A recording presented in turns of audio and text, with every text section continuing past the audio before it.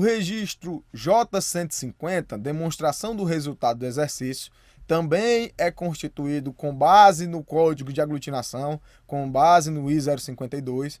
Lá ele vai trazer as contas de receita e despesa normal, como a DRE, confrontando com os registros I-350 e I-355, balancetes das contas de resultado. O J200, nós vamos informar a tabela de históricos e fatos contábeis que modificam a conta de lucros ou prejuízos acumulados. E no J210, nós vamos compor a DMPL ou a DLPA, conforme o caso. O registro J800 é onde nós apresentaremos outras informações. Voltando mais uma vez para aquela discussão que eu levantei no início sobre o SPED contábil substituir a publicação das demonstrações contábeis. Notem que até o momento nós já estamos chegando no final do bloco J e nós não falamos de DFC, nós não falamos de notas explicativas, e essas demonstrações elas constituem as demonstrações contábeis obrigatórias. E também é importante frisar que até o ano calendário de 2013 você nem informava os saldos iniciais dos balanços, sendo que a Lei 6.404 deixa claro e de forma muito objetiva que as demonstrações contábeis devem ser apresentados os saldos atuais e os saldos do exercício anterior. Então, para que a gente possa imaginar o SPED contábil substituindo a publicação das demonstrações contábeis, essa discussão ainda precisa evoluir muito entre nós profissionais da contabilidade sobre que aspectos o SPED deve levar em consideração para que possa substituir a publicação das demonstrações. Pessoal, eu vou voltar a explicar novamente o bloco I, o registro I-051, tá certo? Deixa eu voltar aqui o material.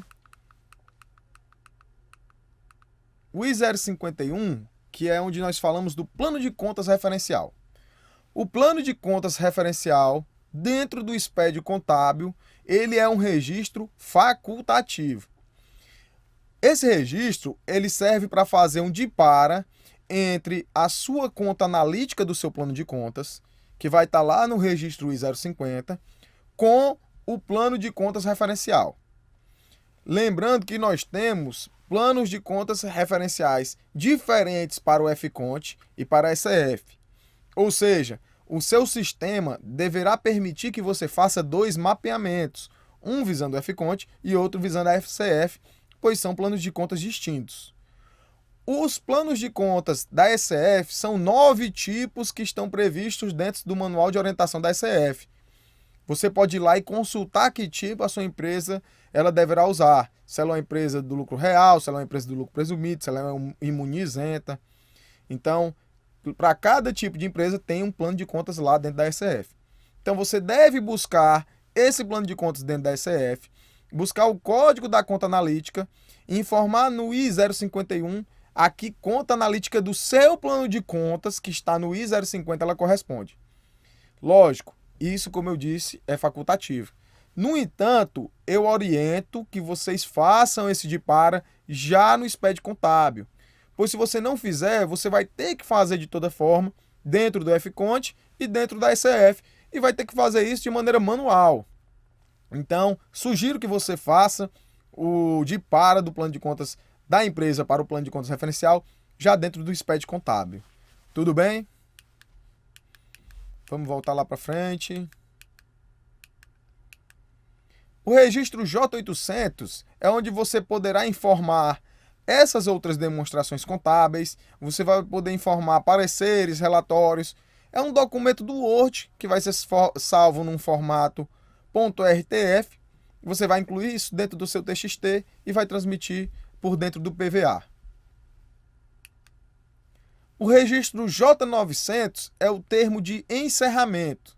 Nesse termo de encerramento, nós temos o número do livro, a natureza do livro, o nome empresarial.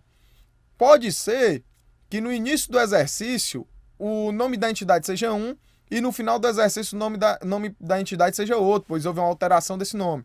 Então, no nome empresarial, você vai preencher o nome atual dessa empresa. Você vai preencher a quantidade de linhas do arquivo e a data inicial e final da escrituração. tranquilo, sem problemas, e é um registro importante, pois ele vai ser um dos que serão validados pela junta comercial.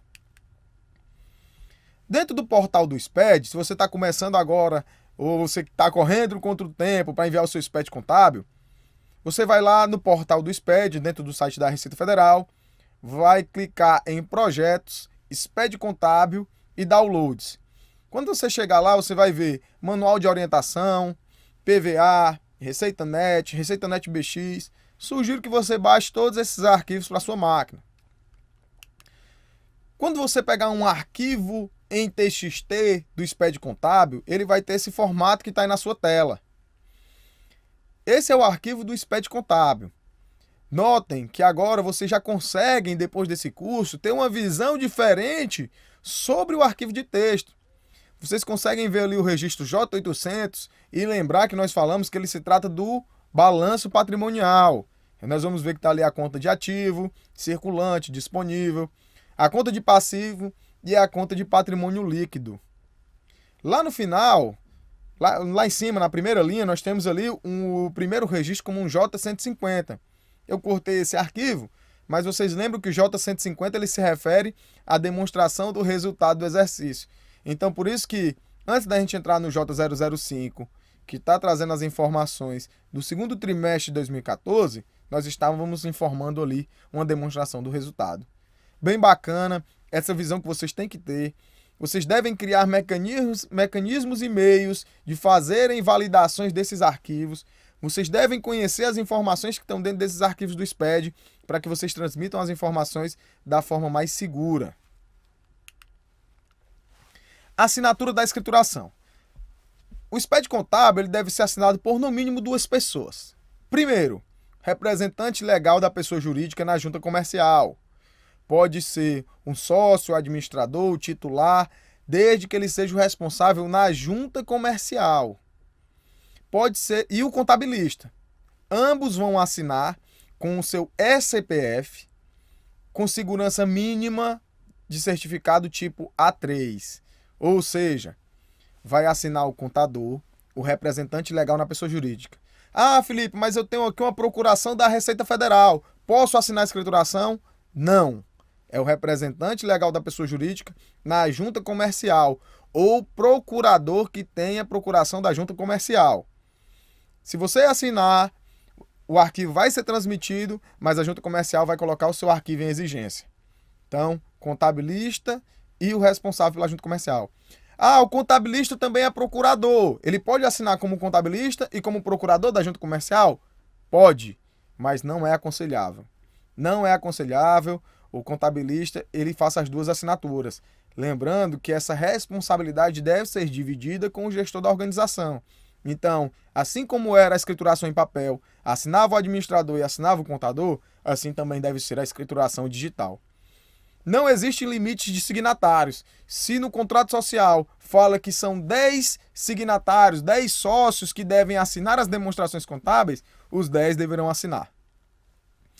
E uma coisa é a assinatura da escrituração contábil e outra coisa é a assinatura do requerimento de autenticação. A demonstração contábil é assinado pelo representante na junta comercial e o contabilista. Já o requerimento é assinado apenas pelo representante na junta, não necessitando da assinatura do contabilista. Tudo bem, pessoal? Mas, se o contabilista for o procurador na junta comercial e quiser assinar, não aconselho. O contabilista, como nós temos a responsabilidade solidária, em vez de ser preso uma vez, ele vai poder ser preso 2 vezes. Então, não aconselho de maneira nenhuma. Não, pessoal, brincadeira à parte. Não é aconselhável que o contabilista assina como responsável técnico da contabilidade e como procurador da junta comercial. Peça, providencie o SPF do representante legal da pessoa jurídica na junta comercial e chame ele à responsabilidade dessa assinatura. Aqui eu coloquei para vocês uma telinha de um termo de um requerimento de autenticação de livro. Você pode ver que no requerimento de autenticação, o que é preenchido? O NIRI, CNPJ, nome empresarial, forma da escrituração, qual é o tipo da escrituração contábil, natureza do livro. Note, se você preencher ali a natureza do livro errado, se em vez de botar um livro diário, você preencher demonstrações contábeis, o seu livro não será autenticado. Número do livro. Lembrando que o número do livro deve seguir uma sequência que já existe da escrituração em papel. Por exemplo, se você enviou... Esse é o primeiro ano que você vai enviar o SPED contábil, você é uma empresa do lucro presumido, e o seu balanço autenticado na junta do ano calendário de 2013 for o número 10, o seu livro será o livro de número 11. Penalidades. Marcos levantou em uma das perguntas uma questão a respeito das penalidades. Então, são dois tipos de penalidades. Primeiro, por apresentação fora do prazo. R$ 500 para as empresas do lucro presumido, R$ 1.500 para as empresas do lucro real e arbitrado. Como é que se calcula essa multa? Vamos supor que você é uma empresa do lucro real, perde o prazo agora de 30 de junho. A partir de 1º de julho, você já tem uma multa de R$ 1.500. Essa multa ela permanece R$ 1.500 até o último dia de julho. Passou para agosto, o valor da multa vai para R$ 3.000. Se você quiser já pagar a multa, o código da Receita está aí, é o código 1438 da multa da SCD. Vamos agora para o terceiro módulo do nosso curso. Ainda continuando o terceiro módulo, desculpa. Vamos continuar o terceiro módulo, só que agora com a apresentação de um caso prático. Esse caso prático, eu printei as telas do PVA e trouxe para cá, para que a gente possa acompanhar como é que seria a transmissão desse arquivo. Primeiro, nós estamos aqui na tela inicial do PVA. Vocês estão vendo aí na tela, nós vamos fazer o passo a passo do envio do SPED contábil. Então, ao estar na tela inicial, você vai clicar em escrituração contábil e importar a escrituração. Você vai importar, como eu disse, um arquivo que foi gerado a partir do seu sistema. Ao importar, o SPED contábil, o PVA do SPED contábil, vai fazer a atualização das tabelas. Se você prestar atenção, todas as atualizações da tabela do SPED contábil têm vínculo e relação com a ECF, ou seja, serão muitos cruzamentos possíveis. Ao você importar essa escrituração, vai ser criado um novo banco de dados. Você pode verificar lá embaixo, onde está marcado de vermelho, o resto do livro e o período a que se refere à escrituração. Ao clicar no menu Escrituração, em Visualização, Demonstrações Contábeis, você vai poder visualizar o balanço patrimonial, demonstração do resultado, DMPL, dentre outras informações. Tudo isso dentro do próprio PVA. Eu selecionei ali demonstrações contábeis, balanço patrimonial e tá aí as informações do balanço bonitinho que você pode salvar. Muitas pessoas dizem que são solicitadas a imprimir em papel isso. Então você pode salvar em PDF isso aí, enviar por e-mail de alguém. Lembrando que a escrituração ela não pode existir em papel e digital. Você não pode imprimir esses balanços e querer registrar na junta comercial, pois não podem existir duas escriturações contábeis em formatos diferentes para o mesmo ano calendário. Aqui tem o registro 0000, identificação da pessoa jurídica. Esse registro a gente já conversou sobre ele. Você só estou mostrando para você ele dentro do PVA. Nós temos o I030, o termo de abertura, as informações do termo de abertura, do tipo de livro, o período a que se refere à escrituração, todas você pode visualizar dentro do PVA no registro I030. Nós temos o I012, registro livro auxiliar diário. Esse livro que nós acabamos de mandar, lá no termo de abertura, você pode ver que ele se trata de um diário geral. Então, por isso que aqui no I012, livros auxiliares, não tem informações. O registro I050, aqui tem as informações do plano de contas. Todo plano de contas dá para você visualizar dentro do PVA. Interessante é que por mais que a gente envie num arquivo de texto os saldos das contas patrimoniais e de resultados, que dá para compor o seu balancete, não é possível visualizar dentro do PVA os balancetes. Você consegue ver o plano de contas, você consegue ver os lançamentos, você consegue ver as demonstrações contábeis, mas você não consegue visualizar os balancetes. O I0200, o lançamento contábil, todos os lançamentos contábeis você também consegue ver dentro do PVA. O J005, período a que se refere às demonstrações contábeis. Nesse nosso exemplo, eu enviei 4 conjuntos de demonstrações contábeis, uma para cada trimestre. Registro J900, termo de encerramento, é ali que consta as informações do encerramento da escrituração. Registro J930, identificação dos signatários, Você vai incluir lá no mínimo 2, contabilista e o responsável perante a junta comercial.